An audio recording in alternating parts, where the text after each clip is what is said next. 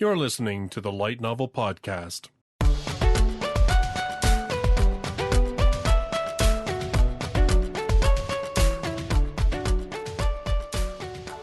Visit us online at lightnovelpodcast.com. Hello, everybody, and welcome to another episode of the Light Novel Podcast. I am Justus R. Stone, and tonight joining me, I have Flyz. Yo, what up? I have BioGundam. Yo. And I have Terrence. What's up? And tonight we are going to be talking about, well, kind of an odd series in that it was probably one of the very first series Yenon picked up that had no anime, no manga, and that pretty much none of us had ever heard of before it got licensed. And to this day, I'm still not too sure what it was that made Yenon want to license it. Although it is a kind of fun series, so that's why we're going to talk about that. And that is the light novel series Psycome, or Psycome. I don't know. Did we ever debate about how to pronounce it? I think it's Psycome. Just call it Psycome. Like, that's what I go with. Like, Psycome or something. Like, that's what I go with. Yeah. Well, I had somebody ask me about it, and I was like, well, if you go by Japanese romanization, you would pronounce the E as an A on the end of it, plus comedy. It has like the E is sounded. So I was like, Psycho love comedy, so Psycome. But whatever. Anyway, we're going to call it Psycome, and if anybody, actually publishes it and is listening and wants to correct us, feel free to let us know in the comments down below. In any case, we're going to focus on the first 3 volumes because that's kind of our usual, is to hit the first 3 volumes. And of course, there will be spoilers. So if you are not at all familiar with the series and you want to avoid spoilers, well, I guess you will listen for the news and listen to the synopsis of the book. And then, well, I guess you'll decide what you want to do then. So, yeah, if you don't want spoilers, just get out. Get out now. Well, you still can. Well, don't get out now. At least listen for the first 20 minutes. Yeah, read 3 volumes and then come back. Yeah, exactly. Like, listen to the pressure. news. Yeah, listen to the news, listen to the synopsis about what it's about, and then read 3 books and come back. Yeah. Okay, so first of all, let's do the news, because it is, there's a few things. First of all, this isn't really a huge bit of news, but I thought it was kind of interesting. So the Monogatari series, of course, by Nishio Ishin, they just have only 3 tankobon volumes released of the manga of it, and it's already sold 1 million copies. Jesus Christ. Well, like, I was kind of surprised by this because I'm like, the light novels are into the 20s in terms of the number of volumes out in Japan. And so, like, the manga is a real long time coming, honestly. I mean, they've adapted a good chunk of the light novels even in anime. So it was kind of weird that it went like light novel, then anime, and then manga. That's not usually how things go. But yeah, well, that's how Nishio Ishin rolls, man. He is unconventional. He's a deconstruction, reconstruction. There you go. Exactly. Well, yeah, and he's making bank because 1 million copies so far of this one. Although I read in an article where they said they think part of the reason is that to pump up the release, it actually had one of the tankobons had an original short story by Nishio Ishin, and the other one I think had like some art by a couple of different manga artists based on the characters. So there was kind of some promotional stuff in there that kind of pumped up the volumes a little bit. But anyway, whatever, it's fine. Next, this one, kind of interesting. Kadokawa is launching Dragon Novels Imprint, and it is actually for novels that fans can write based on certain tabletop RPGs. So, I mean, I wasn't really familiar with any of the titles that they mentioned. I'm guessing they are probably ones that are uber popular in Japan. So essentially, I mean, this is kind of like what I know Amazon kind of had the same thing where they were, what it was called like Amazon Worlds or something, where they made deals with a couple of authors and they would allow people to publish fan fiction based on those worlds or on the author's, worlds or characters or whatever. And this sounds like the same thing, basically. So what they're saying is they've made a deal with a couple of tabletop RPGs and they're like, yeah, you can publish books based on the worlds in those RPGs, which, I mean, let's face it, about a third of the light novels are basically just tabletop RPGs that somebody's labeled with original names and characters, so it's really not that much different. Yeah, to get the old typewriter out and the D10s rolling. Yeah, right, exactly. And then we have news of the Irregular at Magic High School is getting 2 new manga series launched. Like, as if that series doesn't do well enough. Like, what does it really need manga, honestly? In any case, it says they're 2 new manga series, but basically all they're doing is they're just adapting a couple of arcs. Like, there's one that's coming out that's going to adapt the 13th volume of the series, and then the other one's going to adapt volumes 14 and 15. So I don't know why they call that news. I guess because the manga, they've only been quote unquote licensing per arc kind of thing. Like, it's not necessarily that it was ongoing. I don't know why that's news, but yeah, anyway, if you really like the manga of Irregular at Magic High School, you will have more coming. Then we get to actually some news that we're probably more interested in. I'm sorry, I'm not a fan of Irregular at Magic High School. I'm very sorry. Anyway, first off, so one of our favorite series that we have already done a podcast on is not only getting print release, but also getting an anime, and that is Infinite Dendrogram. Oh, holy goddess, bless me with your vengeance light. So this one, yeah, we've talked about this one before. J-Novel Club is publishing this one. They're pretty much caught up with the Japanese releases. I think that in Japan, the 8th volume has just come out, isn't it? No, I think they're up to like volume 9 in Japan, and we just got volume 8. Okay, so yeah, so we're just I know we're just one volume behind whatever that volume is. I know the latest one just came out in Japan. Yeah, I haven't read it. I haven't got around to reading it yet, but I'm pretty hyped. I mean, this anime, the poster, it looks promising, but until we get like some actual clips, I'm going to refrain from getting too excited, because this could be like an Arifureta situation where, the initial concept art is actually shit and people complain enough. It's just like, do it over again. So, do you guys think this poster looks promising? I mean, it's not exactly like the light novel, but it's close enough. I mean, it looks beautiful. I mean, you can see the detail, and I see the sword. It's got like the aura she produces. I mean, it's kind of looks promising. Yeah, no, I thought it looked pretty cool. I thought it looked good. The it certainly looked like they were investing some quality design into the animation, and I like that it looked more like they were basing it more off of the actual light novels as opposed to off of the manga. The manga looks absolutely horrid.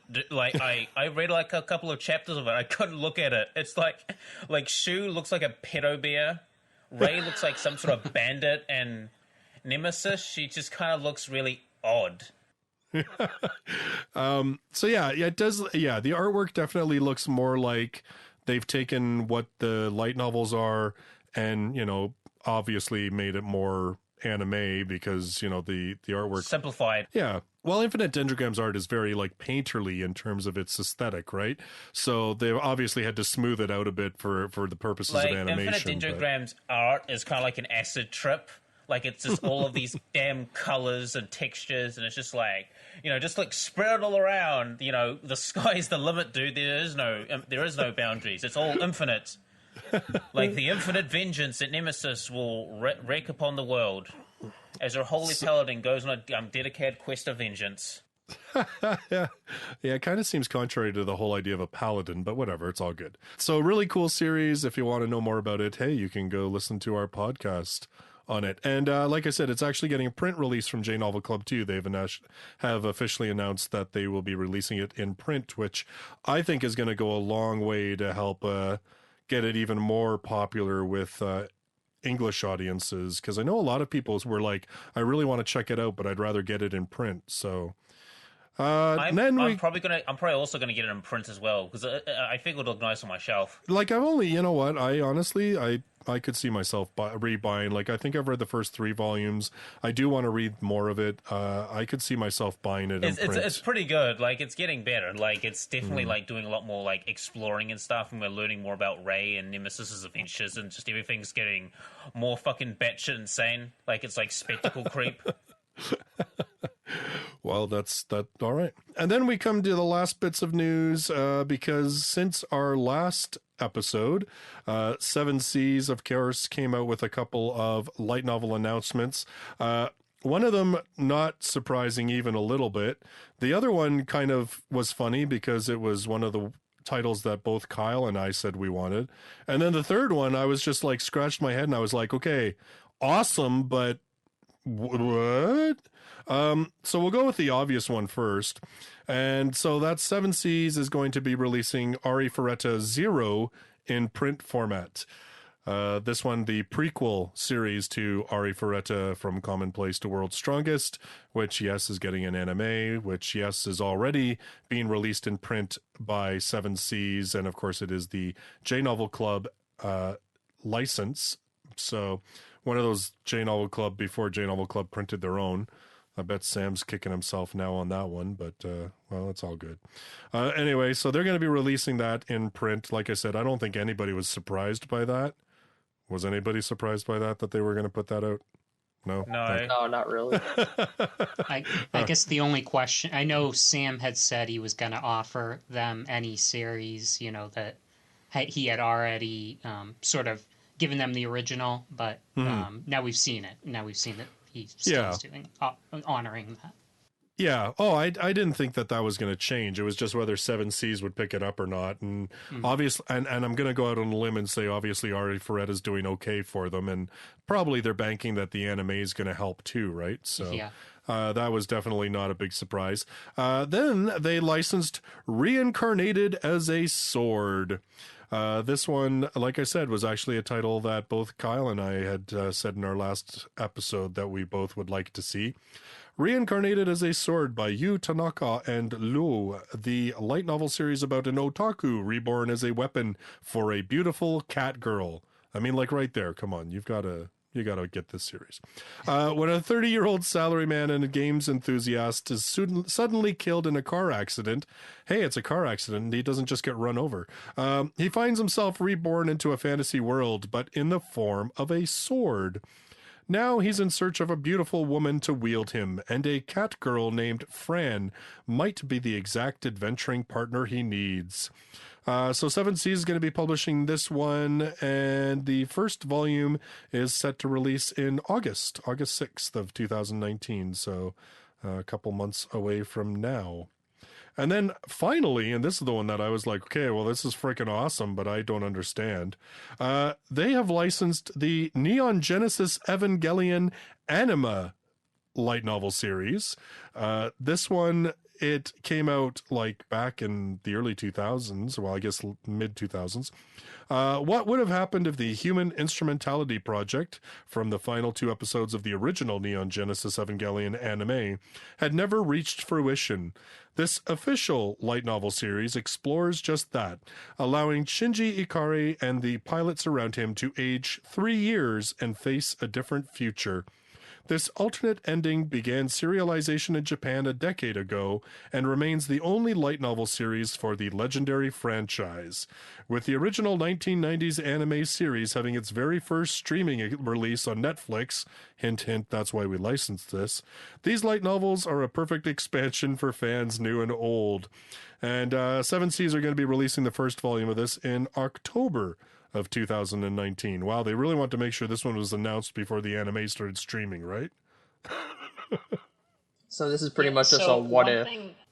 One thing I'm curious about, I don't know if any of you guys like have either read or heard about that. Like, I don't know if there's any fan translation out there or anything, but I'm curious about, is this one, like, obviously watching the anime before you read this book is probably a good idea, but I'm just wondering if it's like absolutely necessary that you watch the anime before you read. Like, is this one, does it continue like mid-arc or something like that? Yeah. The way it's Okay, it does. much, It definitely you does. have to watch the first 24 episodes, and then like this book is like a what if version of what happens after episode 24. Well, because if I remember correctly, like the end of Ava movie is what's going on, because like Evangelion, they basically like the last couple of episodes is capturing what's going on in Shinji's head at that particular time, but the end of Ava movie is capturing what is going on outside of that. Yeah, and the novel is basically like what happens after if that didn't happen. If the whole like come sweet Husha, come sweet death, and then the crosses, and then all the multiple Ray clones, and then like the world becomes like some post-apocalyptic. I don't know how to describe it. Some sort of like biblical apocalypse. Yeah, it's actually not like, I mean, it essentially just replaces the last 2 episodes of the anime. So it absolutely is one of those series that you have to watch the series in order to understand what the heck is going on in the light novels. Yeah. So now, I mean, one of the people who's involved with this is actually the mechanical designer, the guy who designed the Evangelions for the anime. So it's not like this is completely being done by a group of people who have no connection to the show whatsoever. So yeah, I mean, it is an official product that Gainax approved it. But yes, it is definitely considered an alt reality kind of telling of the end of Evangelion. So if you hated the movies and all the blood and violence and masturbation and all that kind of stuff, this might just be your thing. Who knows? So fucked up. Well, Shinji is 14, so it kind of makes sense. Well, I mean, at 14, if I had seen Asuka flip over and seen her naked, you know. Hey, don't taint the waifu. All right. Yeah, I guess I might just, since I think they said it's supposed to be coming on Netflix in spring, I might just wait till the end of the year and just marathon it and then read the book right after then. Yeah. Well, it'll be interesting to see. What happens. But yeah, definitely. When it's funny how, to me, like, they announced the whole reincarnation as a sword, it's coming out in August, and then they announced this, it's not coming out until October. I was like, wow, they really want to make sure that they had this announcement out there on the internet so that when people are searching Evangelion, when Netflix starts airing it, that they can find the news articles about this one. All right, so that's the news. I mean, it wasn't anywhere near as bad as what Can I add some more stuff to string out the news? 30 minutes later. So I just have, there was one other new label. So they had the dragon label from Kadokawa, I think. And then the other new label was from Dengeki. I want to say it's called Shin Dengeki. It's new Dengeki, basically. I think they're tankobons, so you might want to check that out at some point. One of them is called Unnamed Memory. They kind of go on with like older protagonists, not necessarily like older storylines. Like a lot of them feel very familiar, like fantasy and urban fantasy. But this one was notable, Unnamed Memory, from that new label because I believe it was the Ray Zero author retweeted about it and recommended it. And then Frog-kun actually just posted about it on Twitter. So, yeah, apparently it's pretty good. Yeah, yeah, I saw that. I mean, she was Frog was talking about it and talked about some sort of romance and something like that. And I'm kind of, my curiosity is piqued. I mean, the cover looks like a knight and there's a dragon in the background. Like, my curiosity is piqued. I might try and pick it up sometime in the future. Yeah, I'm not sure if he's a knight or a king. Either way. I'm pretty interested to see what the story is. Maybe a soldier, maybe like a high-ranking elite soldier, like not exactly a knight in noble status, but maybe like an elite soldier, because like the things of knights is they're usually like of noble blood or noble birth, but with elite soldiers, you're kind of a knight, but not really. Like you just don't have the social status. Well, we'll see what happens. I mean, has anybody actually said like what the purpose of this offshoot is? Like, yeah, so it kind of is targeting web novels, and it sounds like it's kind of going for those, we want to put out tankobons, not because again Dengeki is kind of known for the bunkobon, so this will be kind of more of a tankobon line. Not to say that they haven't had any tankobons before, I don't know. But this will be more of web novel focused and sort of the older demographic, whereas the Dengeki will be left for more of the younger web novels or just the regular novels that they publish as of now. Yeah. Okay. So it's like it's feeding into that whole thing that we've been talking about a little bit in terms of a trend that we're seeing where they're starting to target the people who've grown up on light novels that are now in their late 20s, 30s. Yeah, because a lot of these people, a lot of these people want more in-depth content, Like, they have, like, the whole aesthetic of, like, light novels and stuff, but they want, more in-depth content, series that talk about their characters, peel back the layers and not be the whole deconstruction, reconstruction thing, but, try and tell a more deeper and thought-provoking story. And I think you can do that. Yeah, and I think, too, that we're seeing also that movement towards slightly older protagonists in those stories, like, even if they do get, say, reborn or reincarnated as a, younger person, they still are a 30, 40-year-old person inside, and so they have that mentality, you don't have quite the same number of childish pratfalls and that kind of stuff. Like, that seems to be one of the trends we're seeing. Which I think is a good start. Like, it lends a fresher perspective because these are adults that they've been through all this shit. They've seen it before. And it's just no, absolutely. This is similar. Yeah, this is this situation, this is similar to what I did in my world. How did I solve this problem? It's because, as a human being, as you age, you experience more things and you make mistakes. And then sometimes you do the things right and you're thinking like, okay, I came across this situation, and last time I came across it, I did something bad. I made the wrong choice. So what will I do this time? I will try something different. And if it works, it works. If it doesn't, it doesn't. That's just how things are. But as an adult, you learn. But the problem is also being an adult is that you're stuck in your ways, essentially, because these are the ways that have worked for you, and you're just stuck in it. So, adult characters are interesting because they have those more nuanced and more mature perspectives, but at the same time, there's not going to be much character development per se because they've already gone through their development.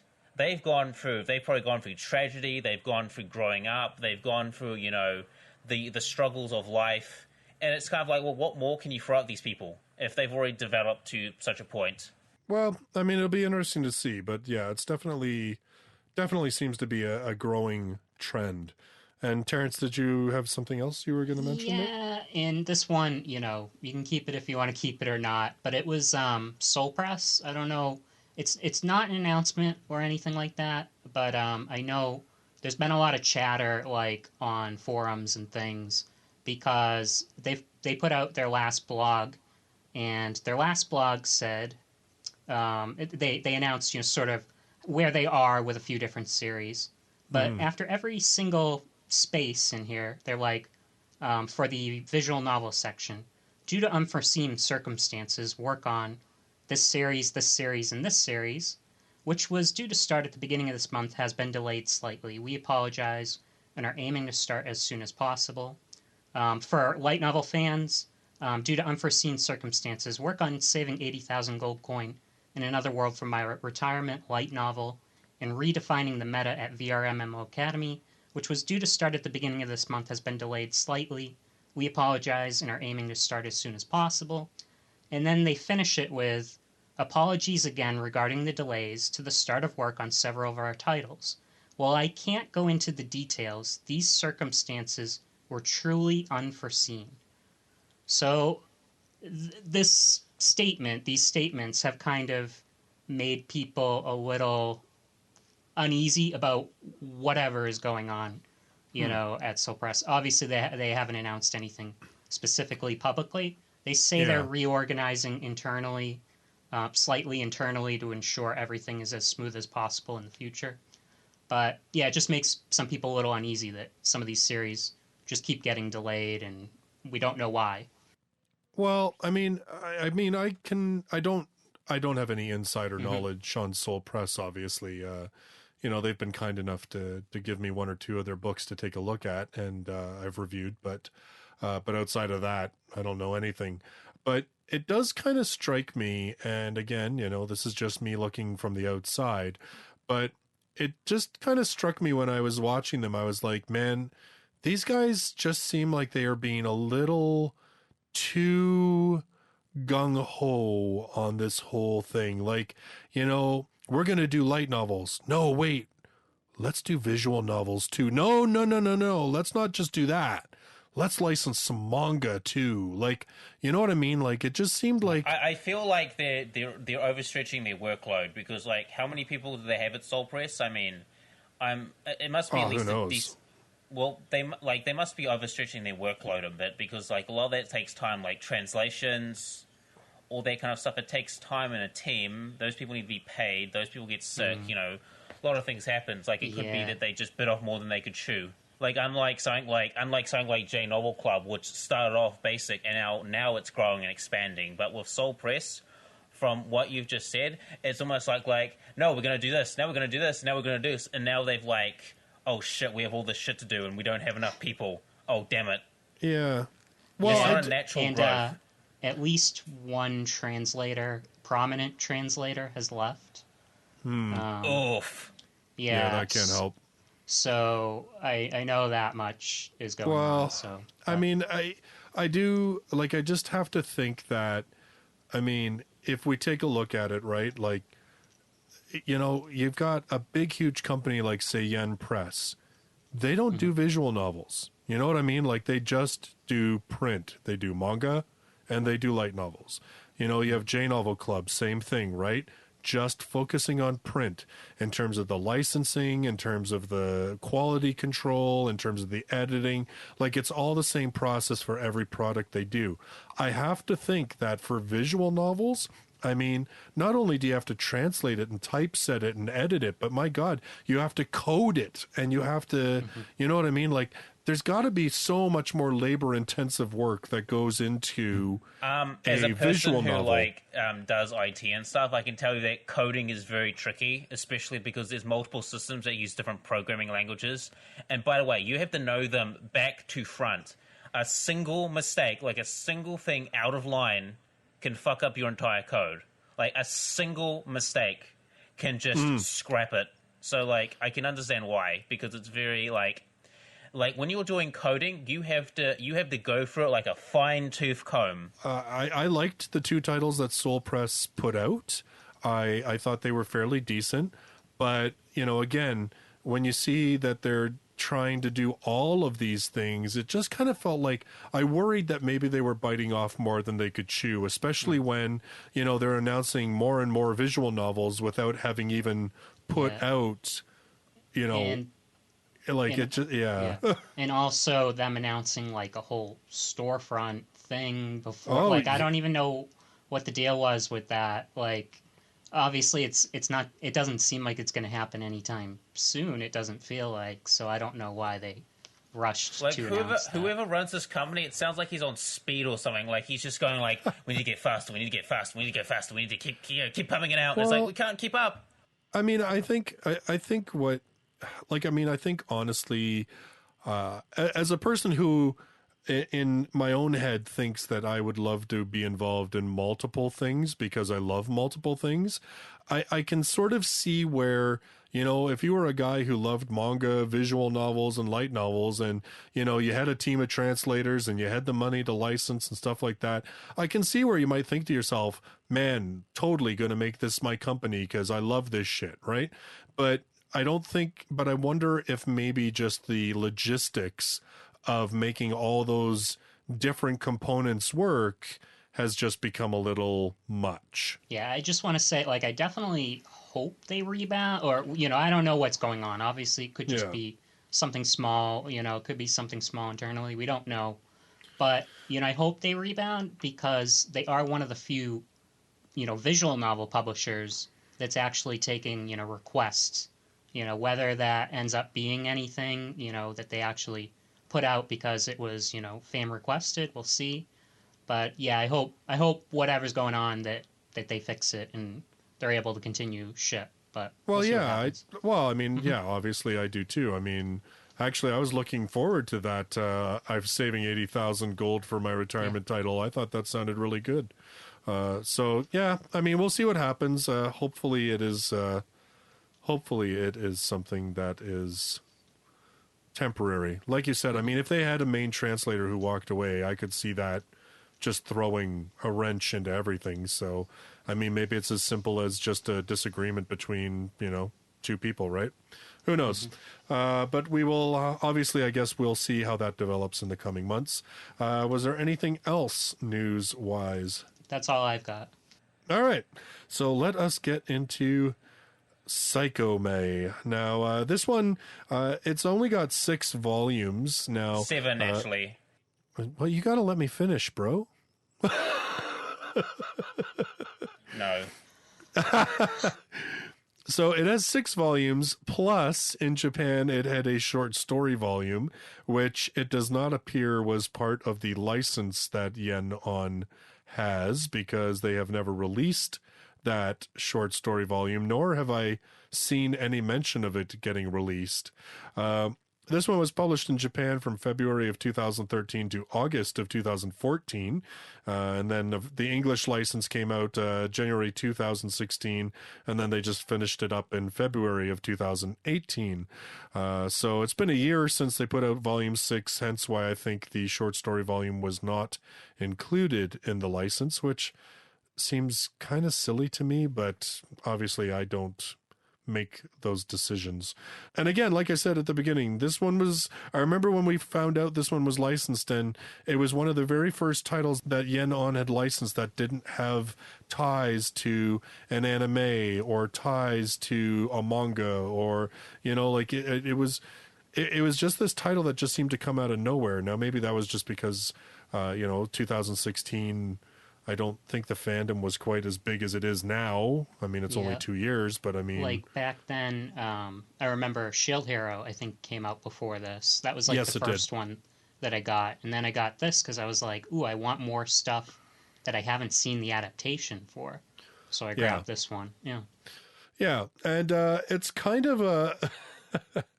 well, it's... The title, of course, is Psycome, but that comes as a amalgamation of psycho love comedy, is how the author puts it. And essentially, the story is about main character Kyosuke, who is this sort of...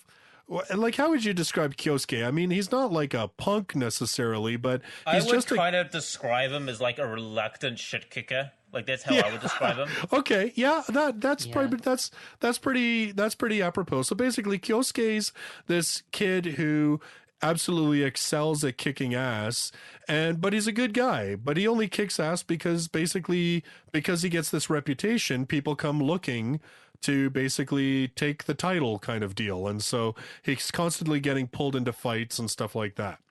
And we also find out how I think about it is that, he's beating up these street punks and stuff, and, the streets talk. And if, say, some random street punks gets beaten up, and it happens multiple times, bigger fish are going to pay attention. First it was street punks, now it's gangs, now it's the mafia who's hearing about this. It all started from such small origins, because I think he was just beating up some people that bullied his sister. Yeah. And then it just spore on. If I work for the Yakuza and I'm hearing on the street that there's this shit kicker kid that's just kicking ass, I'm going to go up to him and go boss, I need to report something. He's like, what is it? It's like, yeah, there's this kid, he's just a fucking shit kicker, man. He beat up this gang, he beat up this gang. He's just buzz sawing for the streets, man. What do we want to do? It's just like, oh, how old is he? 16, 15. You know what? Bring him in. I want to see this kid.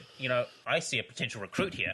Yeah. Well, and funny enough, so basically what ends up happening is that Kyosuke finds himself accused of murdering 12 people. Now, of course, he did actually kick all of their asses in a fight, but they were all still alive when he left. So yeah, they were just battered and bruised. They were knocked out. Just they couldn't continue. They were all too sore rest. Yeah. So so they were very much alive when he left, and they ended up very much dead, and he was accused of the crime and found guilty of the crime through a rather sketchy trial process, and then finds himself no in trial, this... no evidence, no lawyer. It's just like, you're going straight to jail, kiddo. And he finds himself sent to a, well, I guess we could call it a reform school, a prison school. Basically, it is it's juvie. messed up... It's not even quite juvie, I don't think. It's but it's juvie for serial killers and psychopaths. That's how I would describe it. Well, basically, yeah. It's basically volumes, so like we can pretty much reveal what it actually. Well, we will, yeah. Well, we will. I'm just doing sort of the slightly spoiler-free-ish intro, and then we'll say warning, warning, spoilers. There is yes. There is, yes, much more to this situation than meets the eye, obviously. But in essence, Kyosuke finds himself in this school. He's got this reputation of being this mass murderer, which makes him like a high wakamak, like badass in the school that people want to take down, even though he didn't actually kill anybody. And so it's basically the book is about him. Well, I mean, he can still kick a lot of ass. I mean, there's no... But yeah. And so he essentially finds himself in this school surrounded by actual murderers and psychopath teenagers. And it's basically about him trying to find his way and survive and get the hell out of there. So, I mean, that's like the real nuts and bolts of it.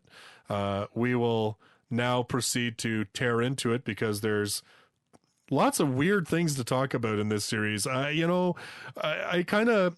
It's funny to me, like, sometimes the author just embraces that whole psycho love comedy thing, and that's when I love this series most, and then sometimes it goes a little bit off the rails, but... I feel like this series, it's like one of those series that's so stupid and dumb, but you can't hate it because it's almost like JoJo in a sense. Like, you know that some of the shit that's happening is fucking stupid and retarded, but you just can't hate it. It's like, this is so enjoyable to read. It's just like... Like, I enjoy reading it. Like, the action scenes are cool, and it's almost like, I wouldn't say believable, but you could kind of feel like, you know what? This could happen to someone, just gets involved with this sketchy group and shit happens, Well, it's like, I mean, the fights are basically like hand-to-hand combat or weapons that, knives, guns. Like, it's not like they're super powered.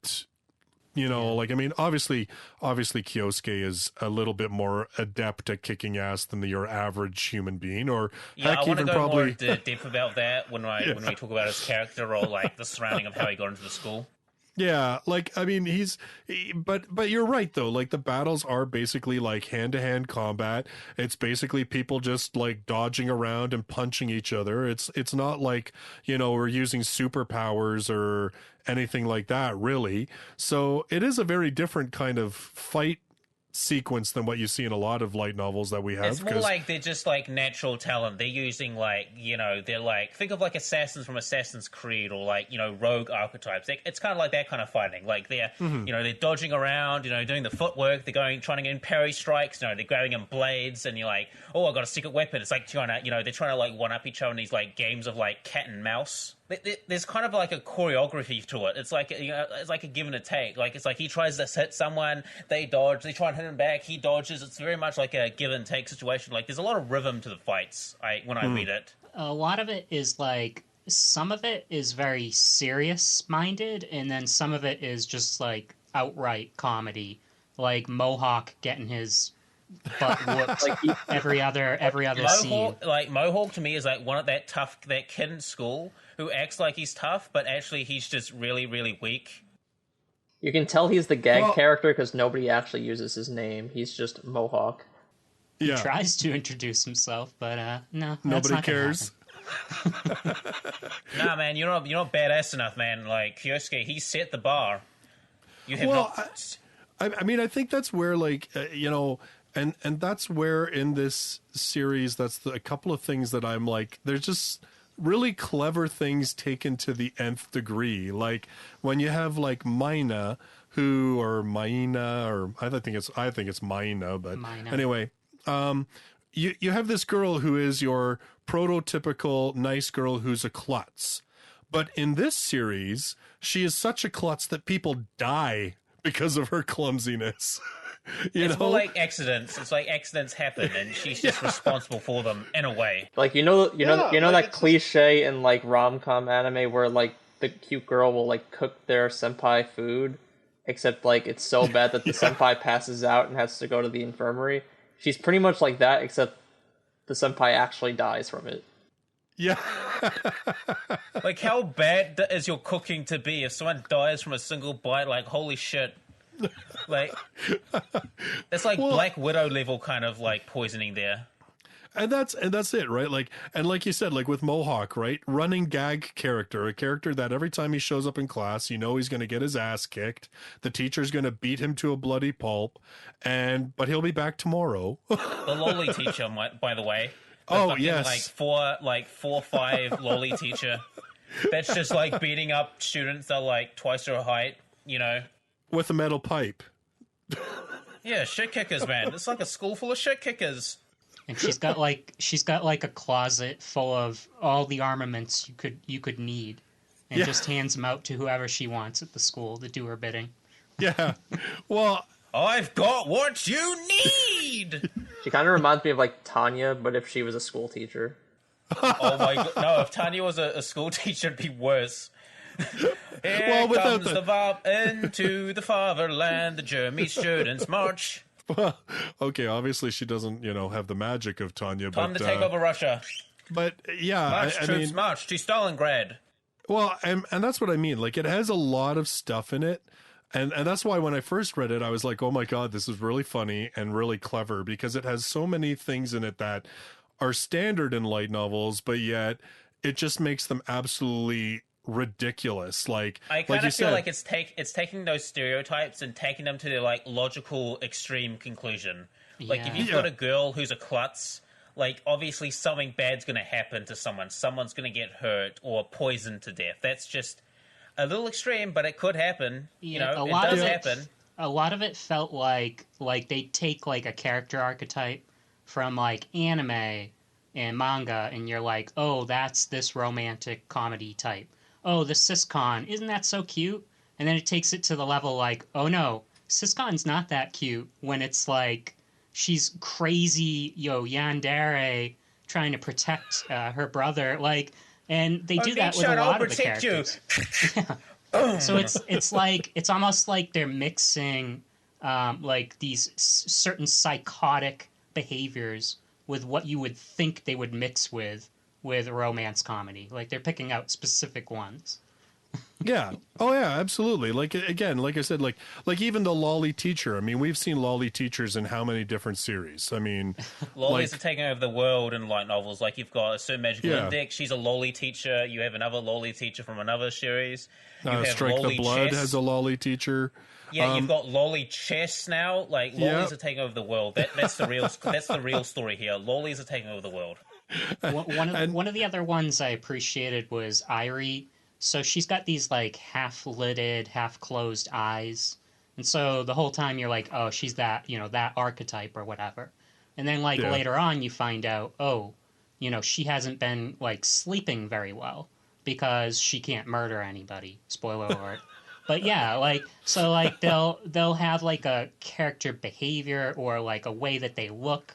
And then you find out, oh, it's not just for, whatever reason. Oh, they actually have like a specific thing or like a behavior that like character personality type comes out from. I almost feel like with this series, it's like this is like the basic archetype, and then we're going to like show you the insanity underneath it all. Like, this is what they act like most of the time, but when the insanity comes in, it's like, oh shit, this is way worse than I thought it would be. Oops.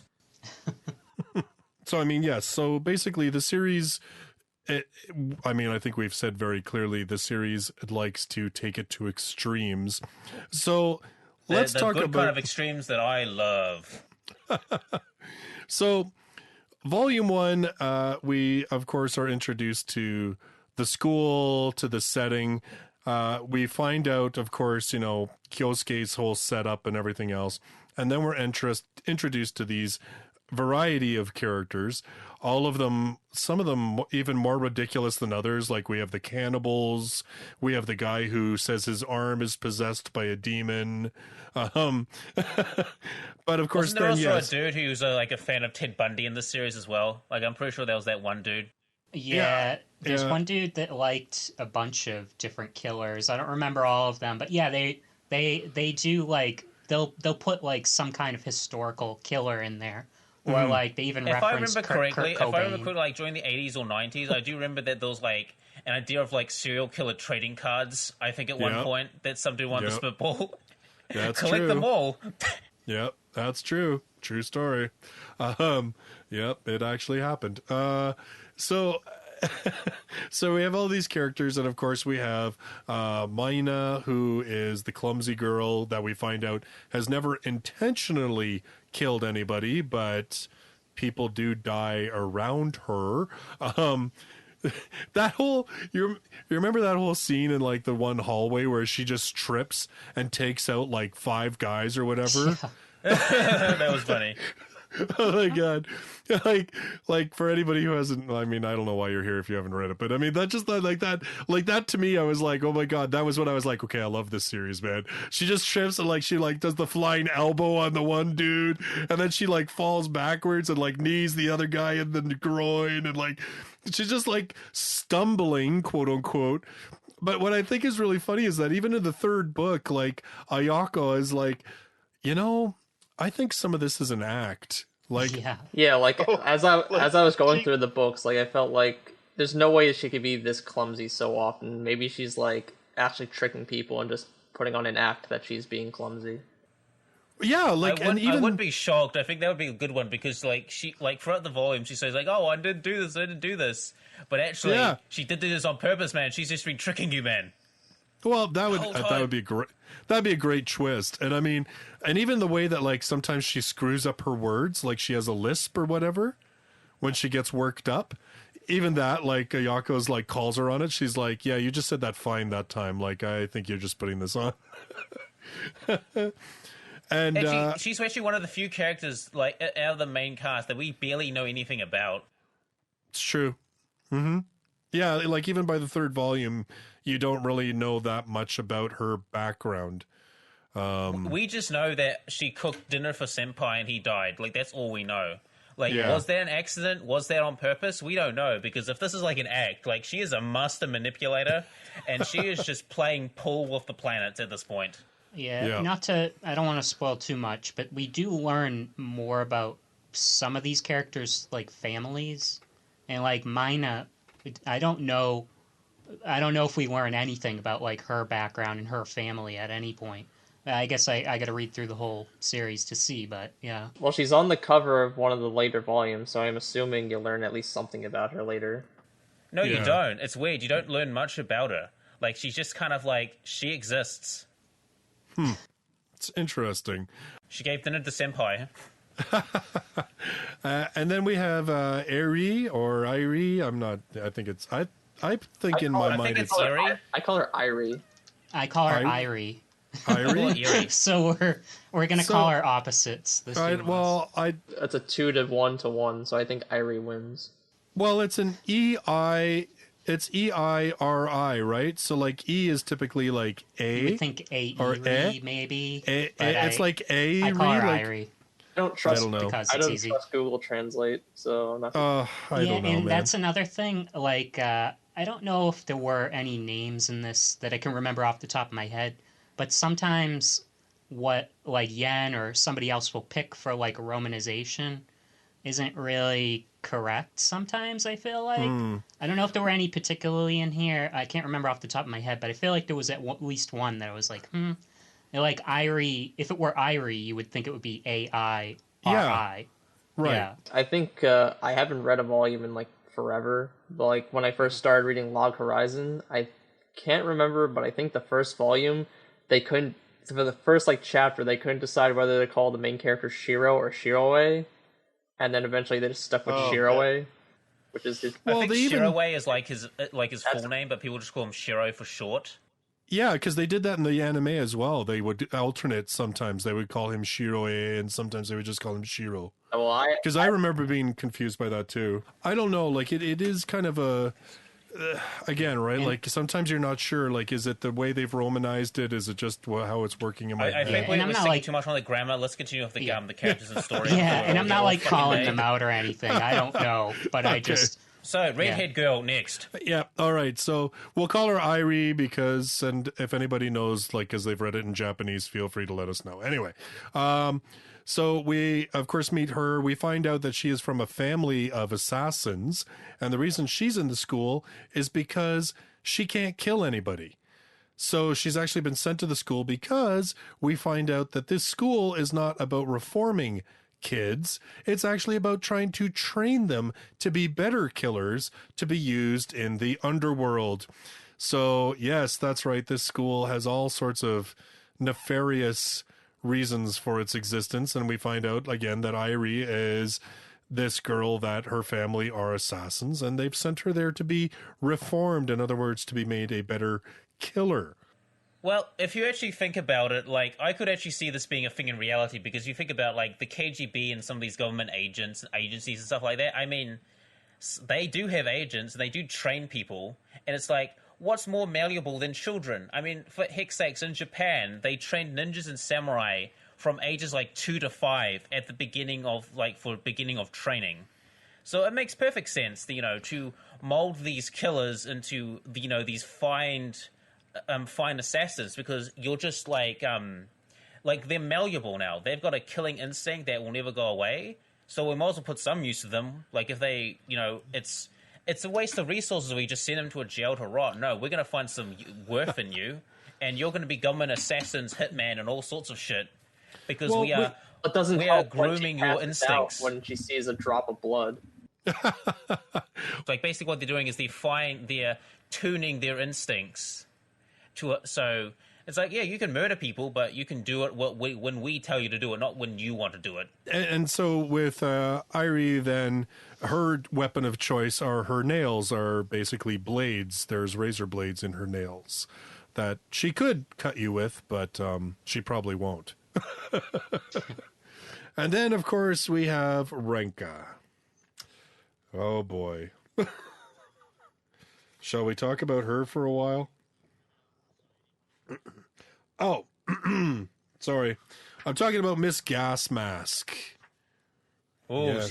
She's a favorite of mine. She's great, along with the chick from Volume 2, the Morals Committee. I just fucking love them both to death. They're just so great.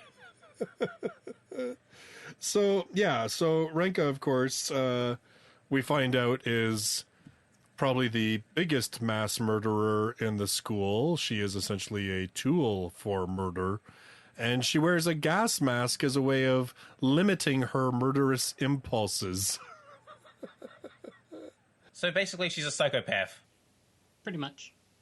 But the way you're introduced to Ranka, like initially, obviously she's got the gas mask on, but then you kind of get to know her, and she's very, you know, likable, very personable. Like, she's the one that kind of brings the group together.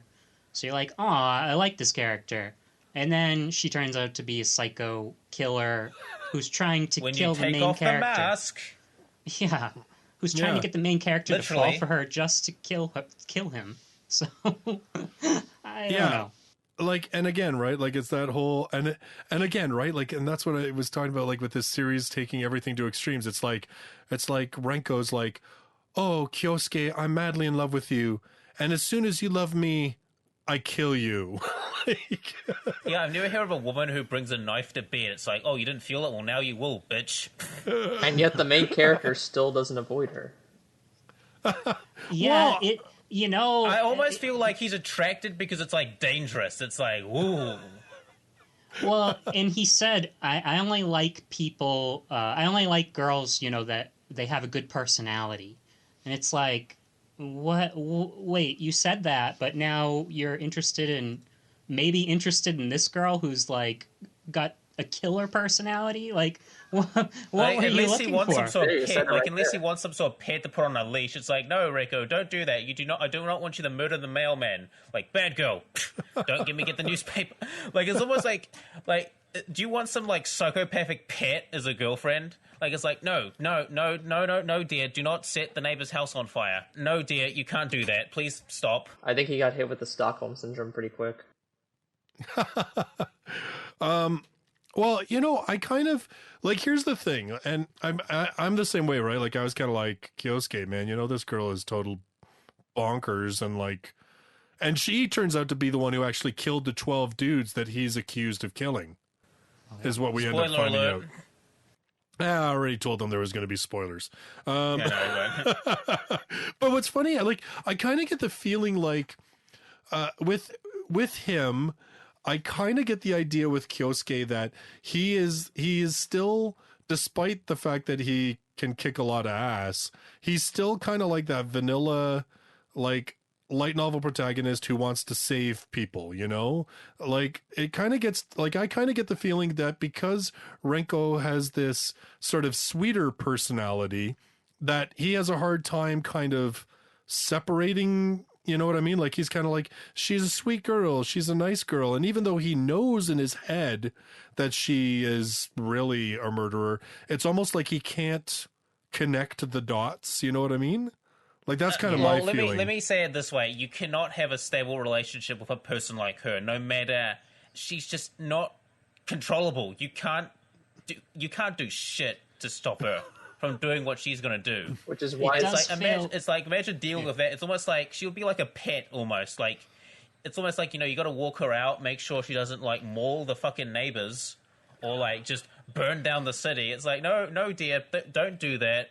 Like that's what's going to happen. You can't have a stable relationship with a woman like that. Like, no matter how much you care about her, she's going to do what she's going to do. That's why the main character just needs to grow a brain and go with Irie, because she's probably the most sane character in their main cast anyway. Yeah, she's sane in a bucket full of crazy. She's like the sane fish in a tank full of insane sharks. So you're saying that's Irie in a nutshell. So you're saying she's a tsundere. Got it. Yeah, that's like that's the minimum requirement. But like, I think a part of me feels like Kyosuke is like attracted to her because he understands, like, he's never gone to that extreme of murdering people, but he does understand that, like, violence is normal for him, all right? He's a shit kicker. I mean, he got, quote-unquote, framed for murder because he's such a shit kicker, and I always feel like a part of him almost, like, wants to try and relate to her, but he can't, because she's way more of a badass than he is, and he's already a badass. I feel like stories like these where you have a girl who clearly has problems that need fixing, or she needs to be... like, a character feels like he can change her, like, then they'll try to push her to the front. Like, obviously I haven't read through all the volumes, but I do feel like I can tell you can't change a predator, because that's what she is now. She's a predator, and her prey is human beings. She doesn't care. It's like telling a tiger, it's like telling a cat or a tiger or a lion not to hunt. You can't stop that from happening. But, there are always these people that are like, I can change them. But you can't. It doesn't bitch, always it's work. too late. Well, I don't I don't really get the sense that Kyosuke really thinks that he can change her. Now, again, I've only read the first three books too, but I don't really get the sense that he can change her, because he's well aware of the fact that if the mask comes off, she's like going to kill somebody. Like, you know what I mean? Like he's well aware of just how dangerous she is, and that she's basically the only way to stop her is to beat her down, right? And like, he knows that. I kind of just get the feeling that with Kyosuke, he's like that kind of personality where it's like, well, if someone's nice to me, I'll keep them around, Like, if I don't have a reason to push them away, I won't.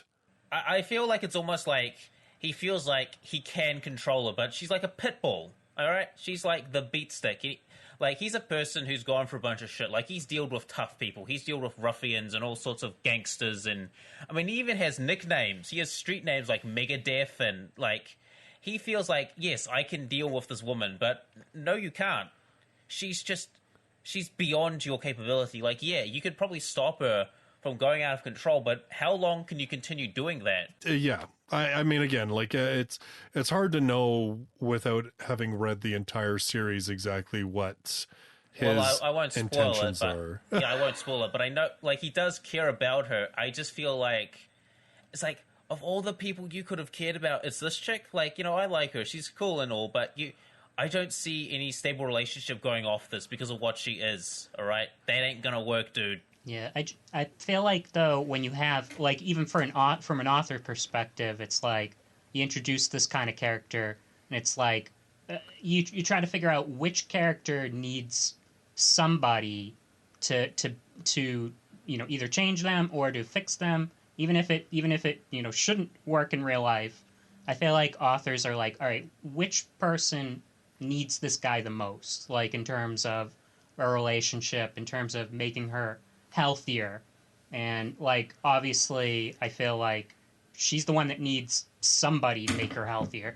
However it would happen, and again, maybe it shouldn't happen based on her personality and where she's at in her life. Maybe it's not fixable, but I do feel like that is a thing sometimes. Well, yeah. I mean, even in book 3, we find out that he has had an effect on her, that he has mellowed her at least a little bit. Right? Like at the end of book 3, there's Kurumiya has that whole conversation with, the person on the phone, and basically is like, I told her to basically beat Ayako within an inch of her life, and she didn't. In fact, she actually like basically helped her get her shit together, right? Like she disobeyed, which that's never happened. So, I mean, we are kind of seeing that he's having this effect on her. Even Irie and Mina, we're seeing the effect of having this guy who is dependable and, decent, basically, having this guy around them, that he's having a positive influence on them. And they're all kind of getting the idea that maybe, there is more than just becoming killers or, there's times to stay in your blade, and there's times to put it in its sheath. And knowing when the right time to do that is what it is to be a fighter. You could kill this person, but maybe it's not a good idea. Maybe this person can be your potential friend or ally. So, I feel like it's almost teaching them to hold back. Like, you don't always have to bloody your sword or, like, just take lives all the time. Like, you can hold back. This person's not a danger. This person's not a threat to you. You've proven that you're stronger.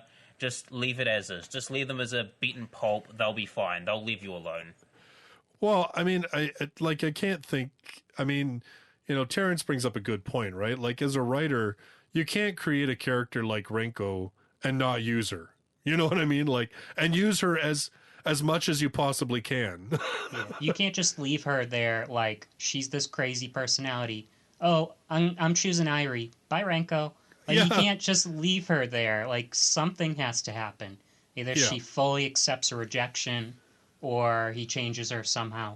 Something has to give, Well, and I mean, and the thing is, like, she changes the whole atmosphere of the book whenever she's present. Like, because she is that ticking time bomb. And when she's around, she's like legitimately kind of funny, right? Like, I find her really entertaining. She's also very entertaining, and she also is like very extreme when she comes on. Like, she's going at Kyosuke at full tilt.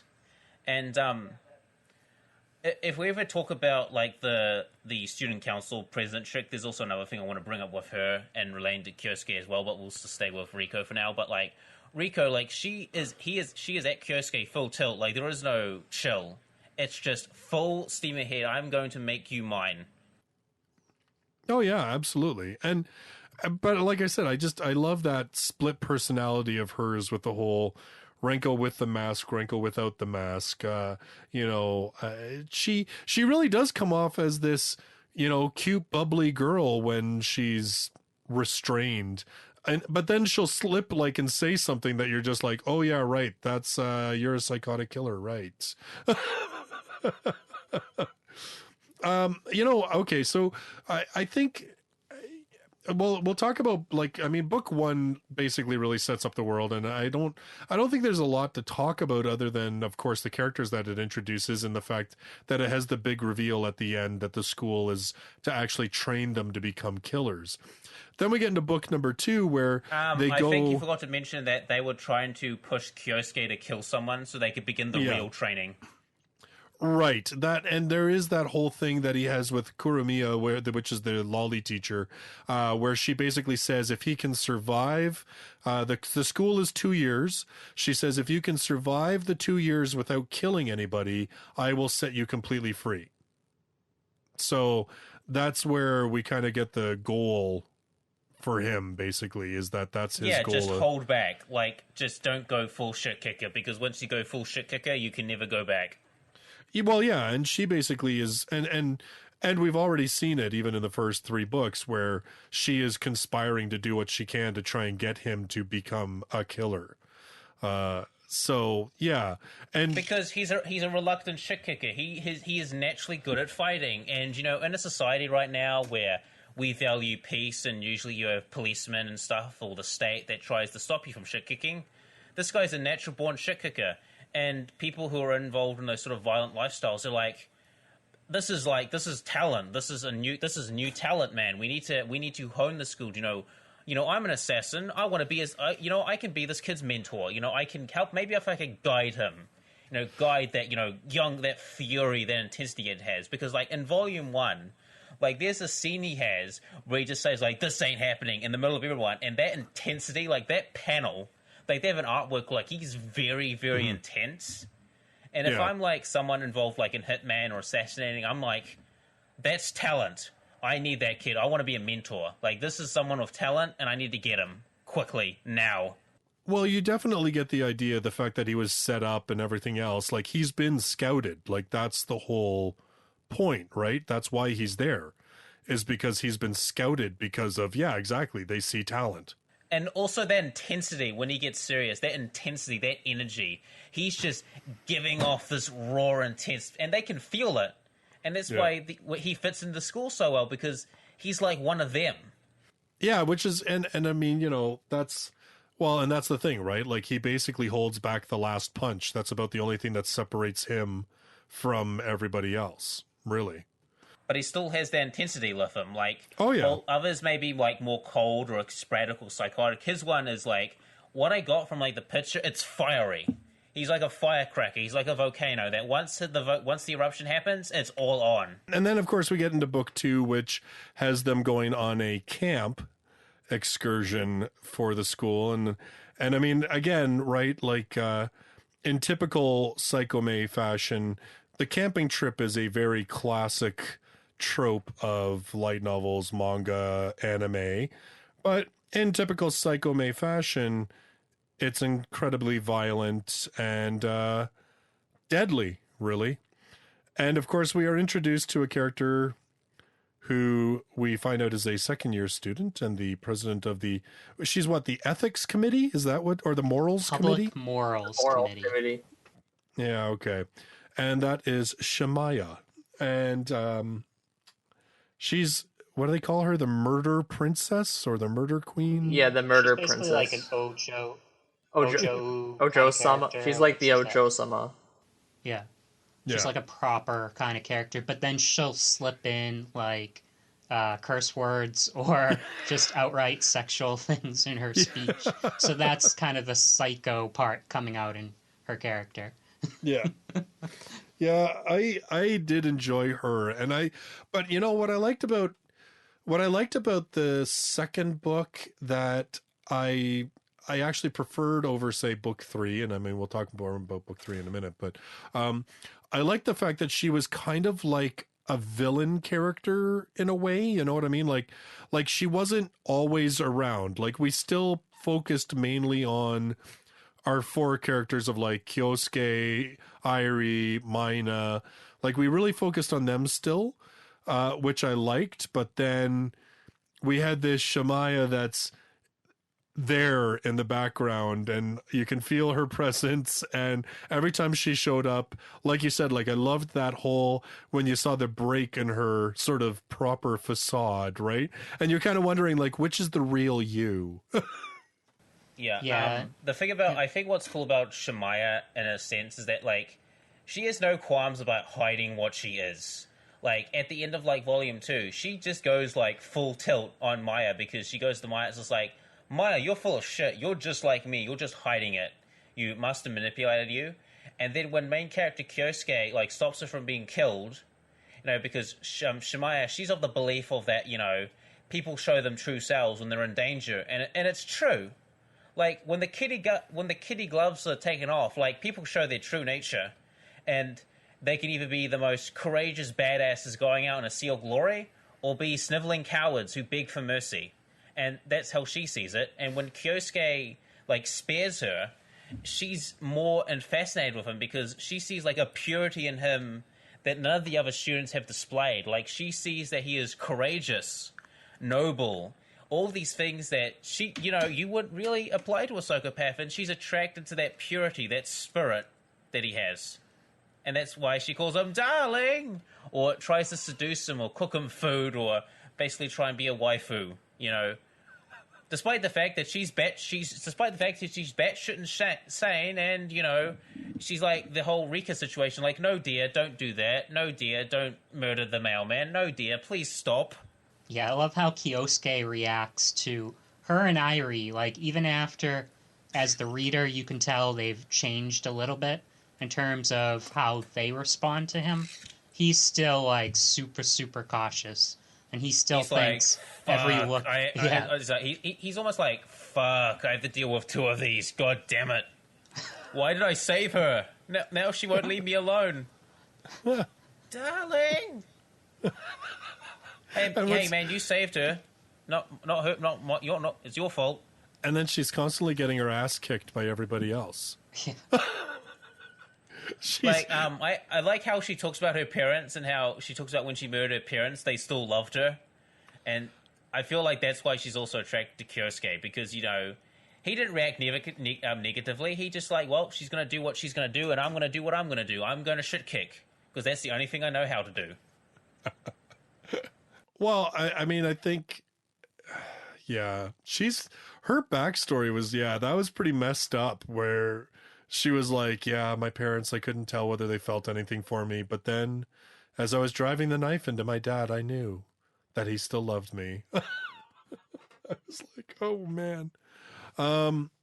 Yeah, so it's a pretty twisted story. But, I mean, other than Shemaya, they don't really, like, there aren't any real major story upheavals in Volume 2, if I recall. Like, it wasn't like there was any major reveals from that volume. Were there? All I remember is that we learn more about Bob and a few of the other characters, but other than that, it was just kind of like, yeah, here's this other psychopathic bitch who wants his dick, you know, and you save her. And now she's like sniffing around, you dumbass. There was Shinji's girlfriend, or whatever she is, the girl that hangs off Shinji's shoulder now.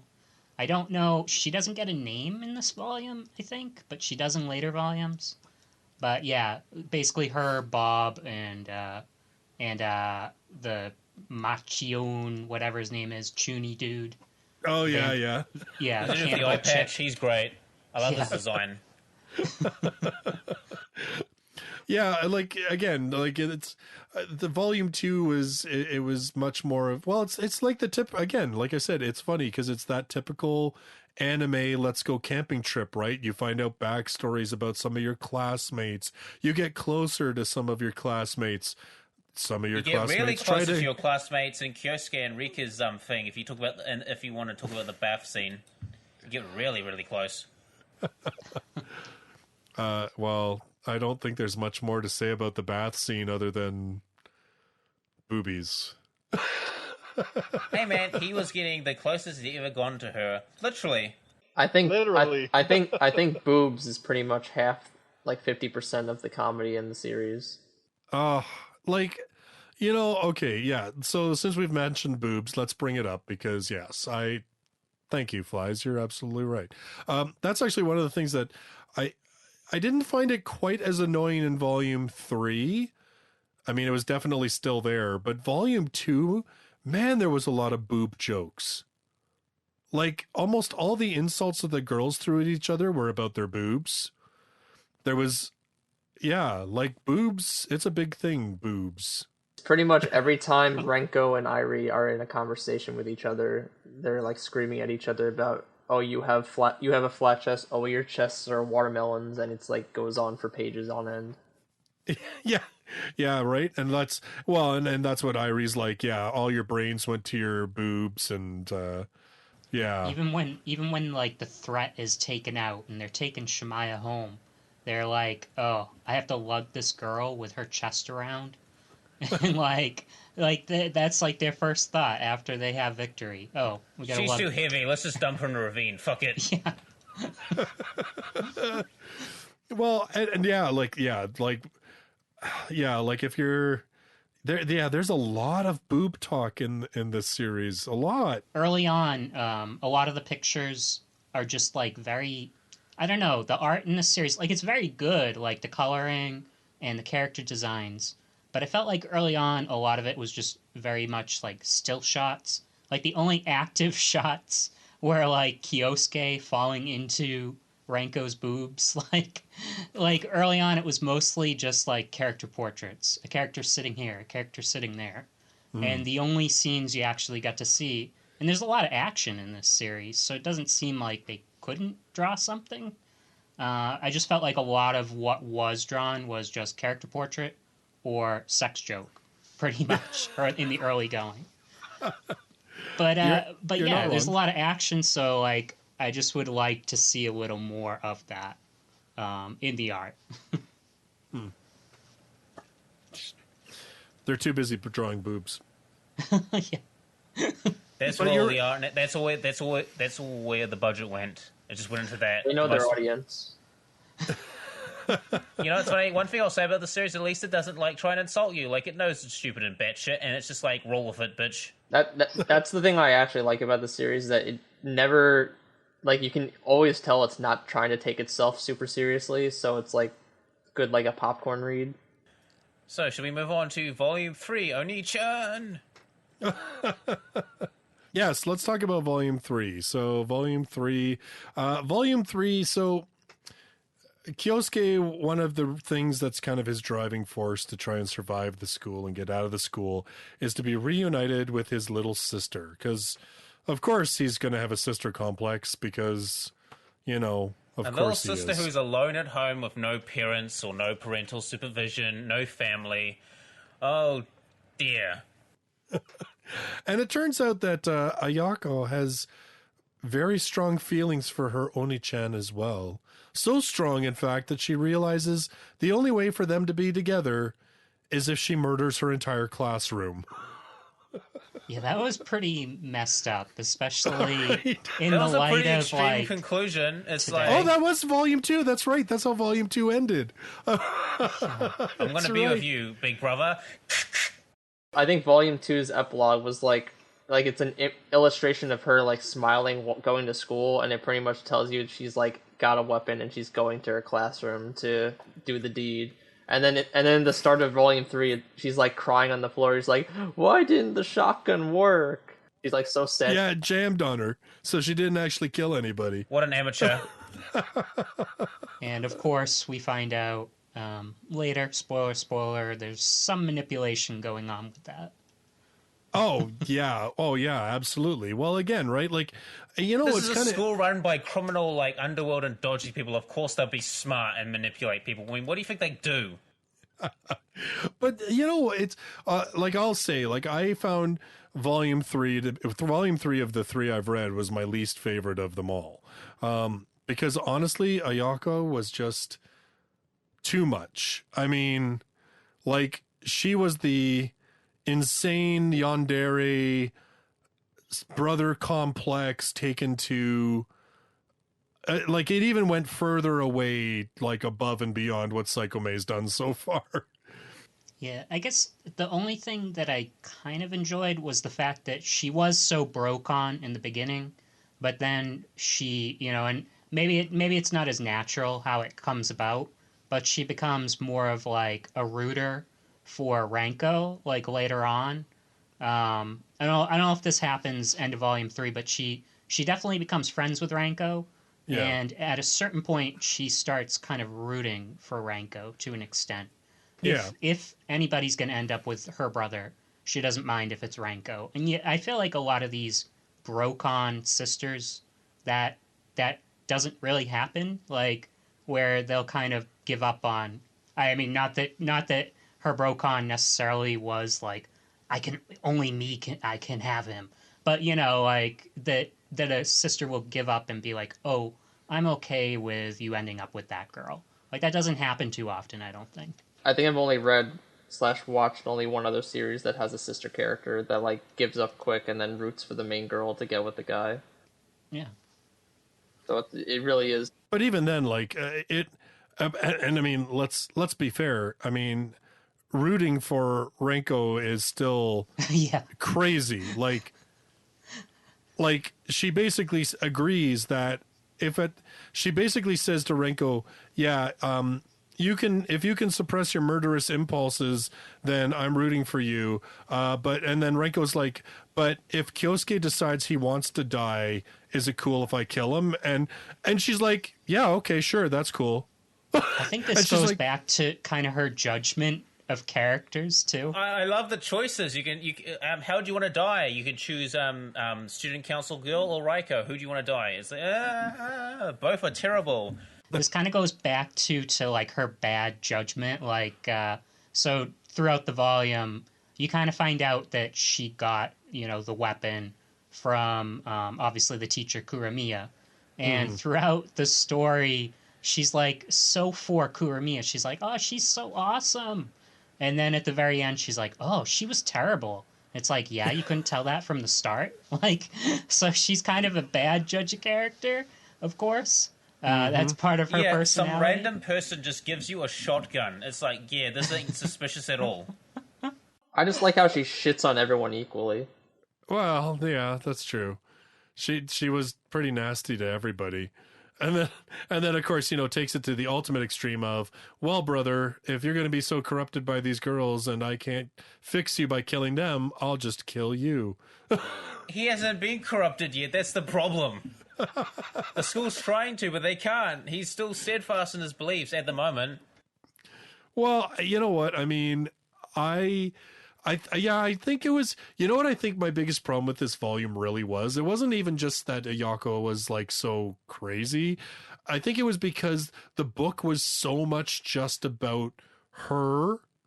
Because every time that Ranko would show up and would actually be given a chance to like do something, I liked the book better. Like their whole fight scene at the end, I actually really enjoyed. It's almost like she's like attention hogging. It's like, no, now I'm the main character. It's like, no, you're not. Even the mugshot, like the mugshot is just her. And like it felt like, I know that there might not have been as many important characters to this plot, but you feel like Shinji and his crew should have gotten in that mugshot, like with her. Like there's nobody else in her mugshot. Yeah, and if you notice, there's like blood on the ground on that mugshot, and she's smiling, and it's like, oh god. Like you almost wondered, like, did she kill the other people to get on that? Yeah, that was supposed to be. Like, well, I wonder if that's what it's foreshadowing. Like, it's foreshadowing that. Yeah, but like the first 2/3 of the book were mostly just like there really wasn't a big plot going on, and it was just the characters doing normal school things, and then like they're just trying to be friends, and all of a sudden she just joins in and she like tries to get the girls away from her big brother and to like hog all the attention from him. Yeah, it's like the whole book is just them doing their normal day-to-day and Ayaka being a bitch to everybody. Now, because she doesn't want them near her brother. She's got like the brother complex. I feel like it ties into Kyosuke as a character because like he went down the path he did because of his younger sister. And I feel like she feels guilty for it, and that's why she wants to spend so much time with him to make it worth it, because he took on the burdens of being the shit kicker. So she could have a normal life, so she wouldn't be bullied, so she wouldn't be teased, so no one would harm her. Because guess what? She's got her shit-kicking big brother who will kick ass. What's funny is that Take names. he got into the prison for trying to protect her from bullies in the first place, but when you find out how fucked up her head is, like, even, like, before she started trying to murder people, you kind of think, like, she really didn't need any protecting. Like, yeah, but if I remember correctly, like, in Volume, like, he talks about his sister, you know, how he wants to protect her and how he did this to protect her. And now it's almost like, oh god, was my life for nothing? Like, was all this shit just for nothing now? Because she just, like, nearly tried to gun down her entire classmates with a shotgun, which where the hell did she get that from? And now she's going to try and shoot me with a 12-gauger. Like, where are you getting all these weapons from? But, I mean, I think it's... I liked the conversation that Renko and her had while they were fighting, where Renko's kind of like, you're just being selfish. Like, this is about you. You don't love Kyosuke. Because if you do, you'd get it together. You know? And like, you wouldn't be here. You would be waiting at home for him to support him when he comes back from the shithole he's in. Well, yes, there's definitely that element to it. But, and like, even, like you said, it does say a lot about Kyosuke's character in that he finally realizes at the end of the book that he's like, holy crap, maybe I made her this way by, you know, going overboard, like, all the time. Like, I didn't let her fix her own problems, and now she views the whole world as nothing but worthless trash, and I'm like the only thing that she has, right? Like, you know, like, even that realization that, oh, well, maybe I did a little bit of like, this. she's basically like, Kyosuke's like her shield. She's never had to use her own sword. She's just been relying on this shield, which is him. She's never had to fight back. But now she does have, now she's learning to fight back. Because she no longer has her big brother to protect her. I mean, it's a fine line of whether do you protect them because they're weak, or do you don't protect them so they become strong. Like, it's kind of like that fine line.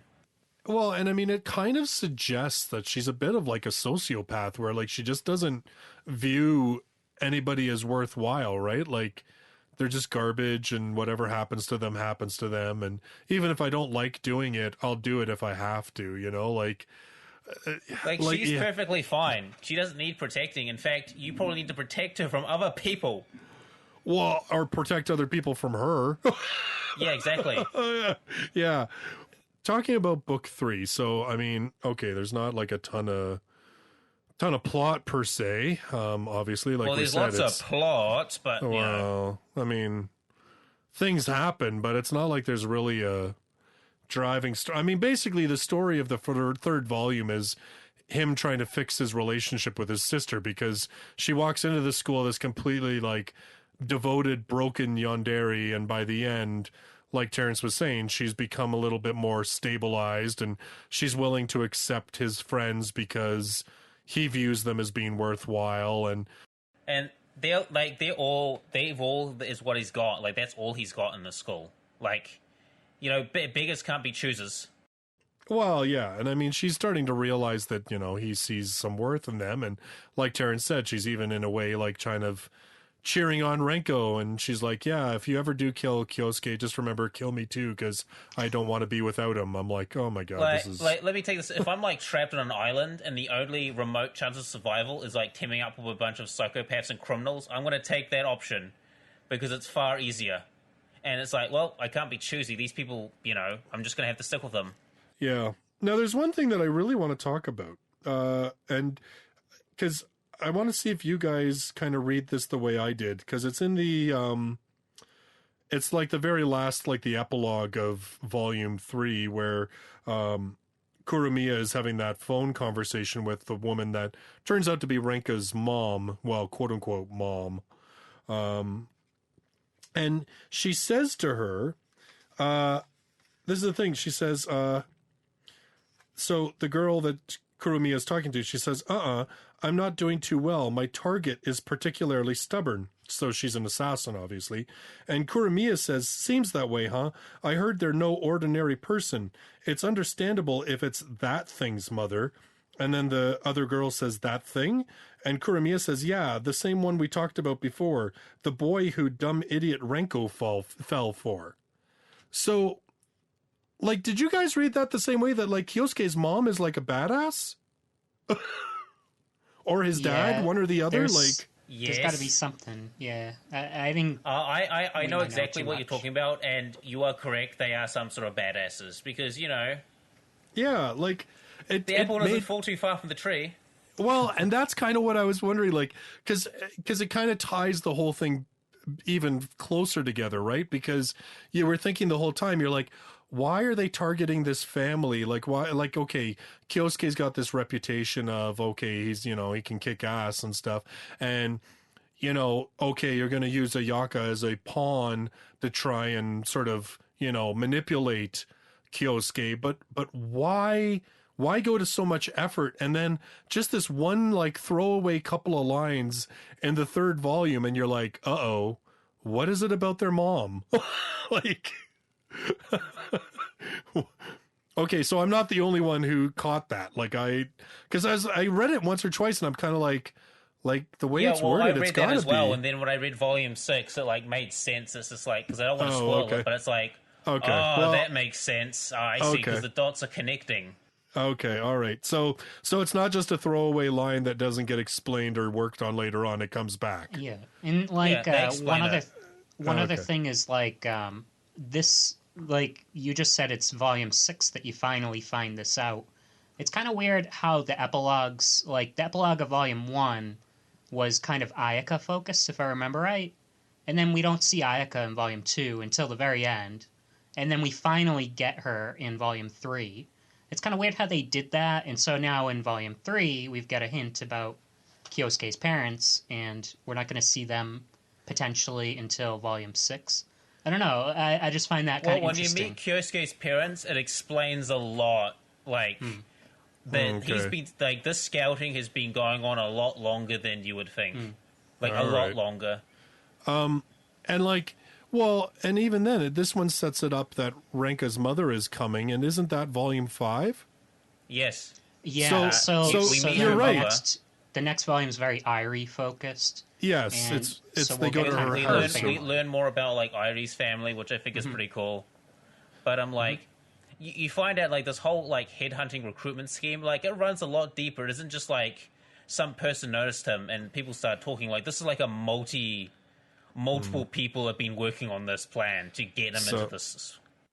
So the book ties a lot of things together more than what it just like it does. It isn't as random as what the first volume or two make it feel like it actually is. There's a lot of like there's a lot of backroom stuff going on in the background, which we will expand upon in part 2 of this podcast. But it makes a lot more sense because like the fact that he just went to jail straight away. Like, that alludes to police contacts in the judge. That alludes that there's obviously some corruption in the judicial department. So that alludes that there's some big players, obviously, at work here, just by that alone. Yeah. And, like, I don't want to get, I'm not, going on anything spoilerific or anything. I'm just still kind of wondering, what is the goal of this academy? There's got to be something that they're training them for. Like, they say it's so they can enter, like, the criminal underworld or whatever, but there's got to be something. Like, there's got to be, like, an organization or something on top that's trying to accomplish some kind of goal with these murderers. And I still wonder what that is. And they need some talented individuals. It's not like when you graduate, it's got like, it's almost like, work day at school, you can try out a job and stuff like that. It's like, oh, you can work for this family, or you can work for this Yakuza family. I was like, oh, do you want to work for the Chinese mafia? Oh, sure, kid, just sign your pamphlet and we'll pick you up in 2 weeks and we'll take you and explore on the job. On the hands work experience. Yeah, with your hands around someone's throat. Anyway. You want to go work for the CIA? That's great. We'll take you for a work experience. So this is the weapons you use. This is how we kill people. Oh, by the way, here's the plans to assassinate the president. Don't mention that. Yeah, it's what it is. It is a very twisted kind of series. But I am hoping, like I said, I am hoping that. I'm glad to hear that Irie is more focused on in the 4th volume because, like I said, I kind of missed Irie and Mina, and in this 3rd volume, like it was too much Ayaka.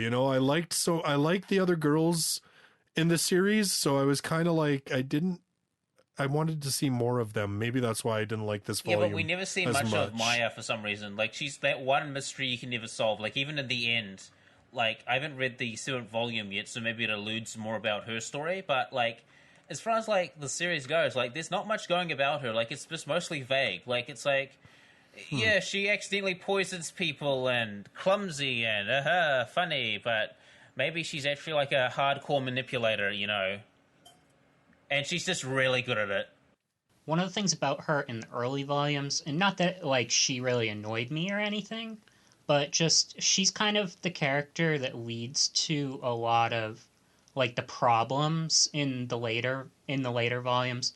Like, in Volume 2, obviously, she ends up cooking the food for Shemaya that leads to basically the battle at the end. They were going to have a battle anyway. At some point, she was going to try to kill them, but that kind of hurried up her plans. And then, I'm trying to remember... Yeah, because Shemaya's like, oh, you're full of shit, man. You tried to kill me. And she's like, no, I didn't. And she's like, no, I can tell. You're full of shit. You're like me. Don't bullshit. Like, yeah. Like in Shemaya Volume 1... Yeah, Volume 1, she was the problem, too, because she beat up all those guys. And then they're coming after Kyosuke now. So she's kind of a problem. I almost feel like, is she early? Like a plant? Like, I wonder, that's my crazy fan theory, and it may never be explained, but is she like a plant to, like, basically groom Kyosuke to be the shit kicker they want him to be? I think she's just the Aqua of the series. She just causes trouble for everyone else.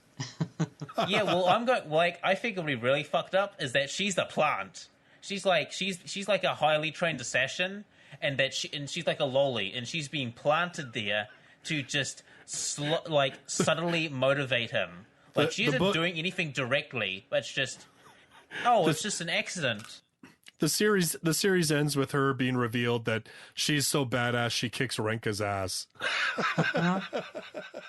She's the mastermind. It's like the Wizard of Oz. Like, you pull behind the curtain and then there's the Wizard of Oz. But it turns out that wasn't the Wizard of Oz. That was just an animatronic controlled by the real Wizard of Oz. Then comes Maya. It was me all along. Actually, you know what? I highly doubt it'll go that way, but I would absolutely respect this series more if it did. Like, I wonder if the side story volume just reveals, like, they do, like, a side story of what she's thinking, and we find out just like, oh, fuck, this was all according to script. Like, think of, like, Aizen, multi-layer Keikaku plan here. I honestly think this series would have made a great anime. I'm honestly surprised it's never been animated. I mean, aside from the fact that obviously it's not like, you know, some crazy seller that would make tons of money, but I just, when I'm reading, like you were saying, like the fight scenes with the choreography, and it's got like this quirky cast and everything else, I'm just like, I could totally see this being an anime.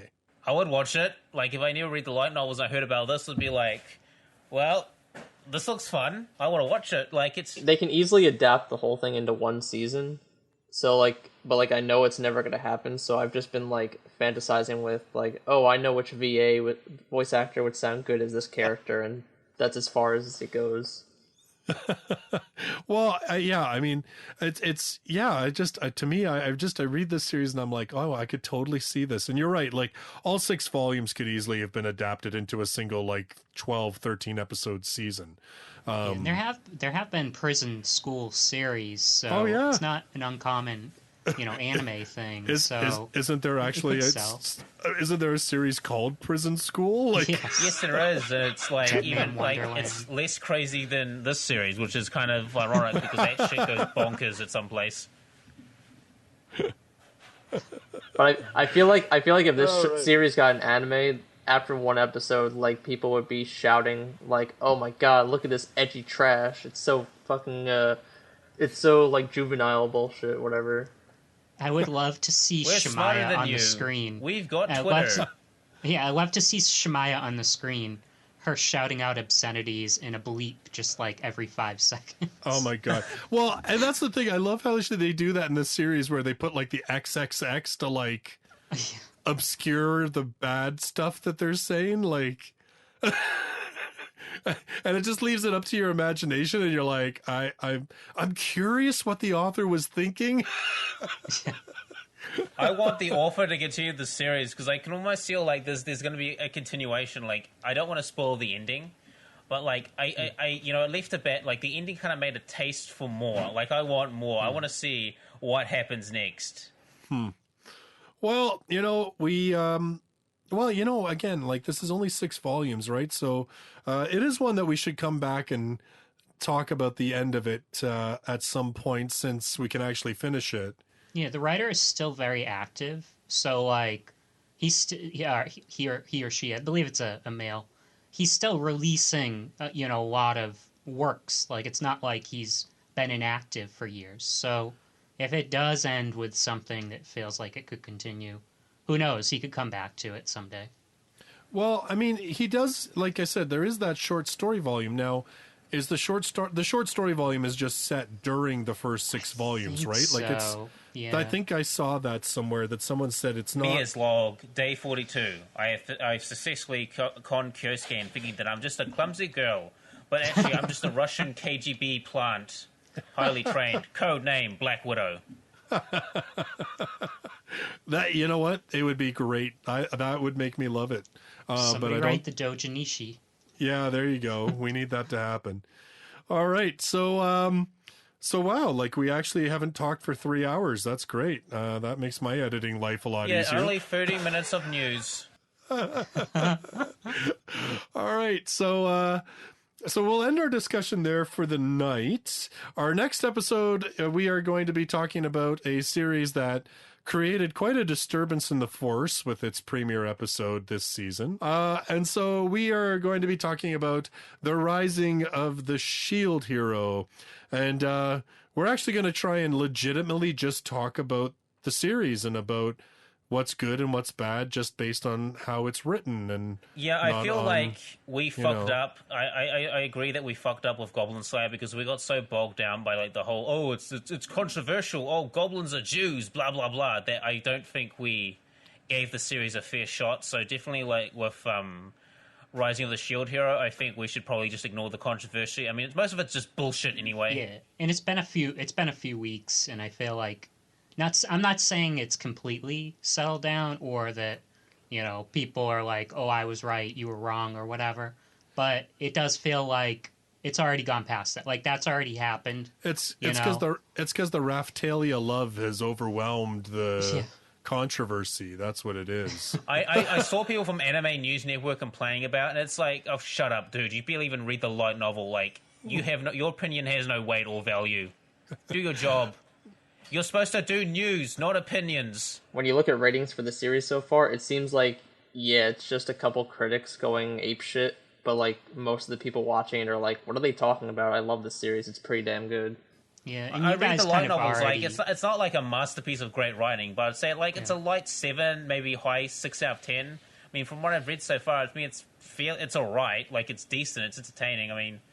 I mean, sure, like, the other heroes are kind of douchebags, but, they develop, because that's the great about douchebag characters, is there's a lot of room to grow. Well, we'll get in more detail on the next episode. Yes, we will. We will get. Yes, you got some spoilers for the next episode, which will be in 2 or 3 weeks.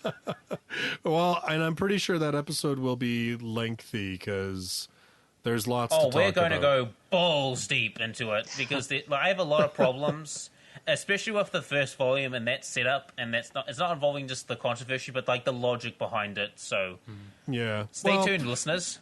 Yeah, so we're going to be covering the first 4 volumes of that one, just if you want to be aware of it, because that is about the first arc, which the anime will most definitely cover. So yeah, we'll be talking about the first 4 volumes of The Rising of the Shield Hero in our next episode. In the meantime, everyone, thank you so much for joining us. Gentlemen, thank you for your thoughts and opinions, and we will see you next time. Until then, bye-bye for now. Dun, dun, dun, dun, dun, dun.